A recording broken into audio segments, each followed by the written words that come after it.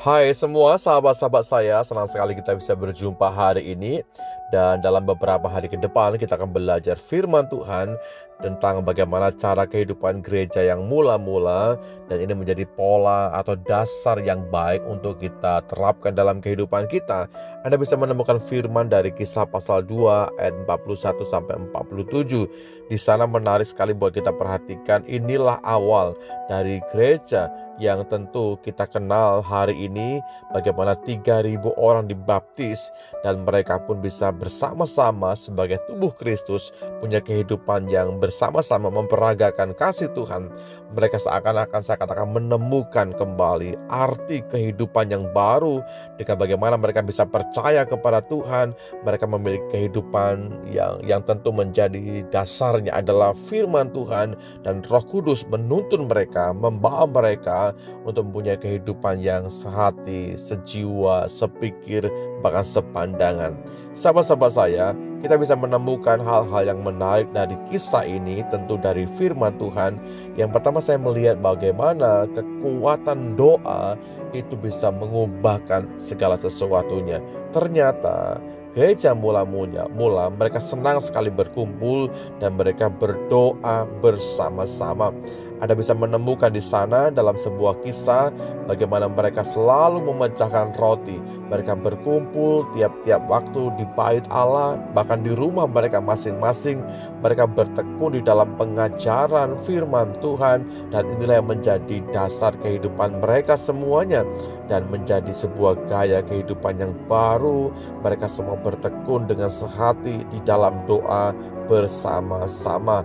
Dan yang menjadi sebuah perenungan buat kita adalah begini: ketika gereja mula-mula senang berkumpul, senang bersehati, senang bersepakat, karena Roh Kudus Tuhan itu dicurahkan dalam hati mereka, sehingga mereka mempunyai hati yang rindu untuk bersekutu.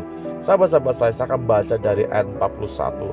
Orang-orang yang menerima perkataan itu memberi diri dibaptis, dan pada hari itu jumlah mereka bertambah kira-kira 3.000 jiwa.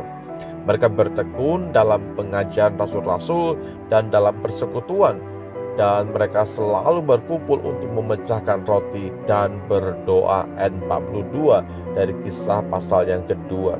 Dan yang menjadi sebuah perenungan buat kita adalah Roh Kudus membuat kita semakin bergiat. Roh Kudus membuat kita semakin bertekun.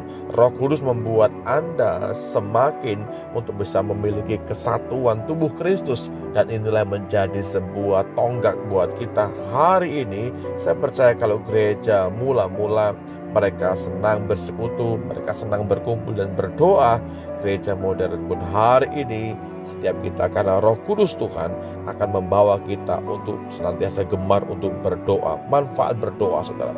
Saya bisa menemukan bahwa berdoa bersama-sama itu mendekatkan sesama tubuh Kristus. Kita mendapat kekuatan di masa-masa yang sulit pastinya. Tantangan, situasi yang seringkali gak terduga membuat kita cemas, takut, gentar, dan sepertinya pesimis. Tapi doa akan membangkitkan kembali kekuatan kita.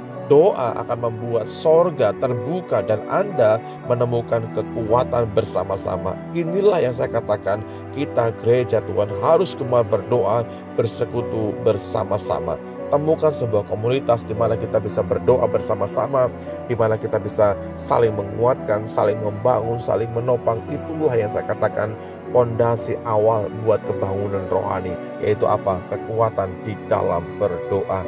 Bapak Ibu saya kasihi, kisah ini akan memberikan inspirasi buat kita bahwa kegerakan dimulai dari perkumpulan orang-orang yang berdoa, bersekutu, memuji, mengagungkan, menyembah Tuhan. Terima kasih Bapakku dalam sorga buat kebenaran firman hari ini. Terima kasih kami dikuatkan senantiasa ketika kami bisa mendengarkan akan firman-Mu. Firman-Mu kekuatan buat kami, firman-Mu yang menghidupkan kembali gairah bahkan semangat kami. Kami mampu, kami kuat karena Tuhan senantiasa memberikan kekuatan buat kami. Ajar kepada kami Tuhan dalam segala perkara, tetap terpaut kepada Tuhan, tetap berserah kepada Tuhan, tetap bergantung sepenuhnya kepada kuasa-Mu, sehingga kebenaran-Mu yang akan mendorong kehidupan kami mempunyai gairah kehidupan yang baru di dalam Tuhan. Demi nama-Mu Yesus Tuhan kami sudah berdoa dan bersyukur. Haleluya. Amin.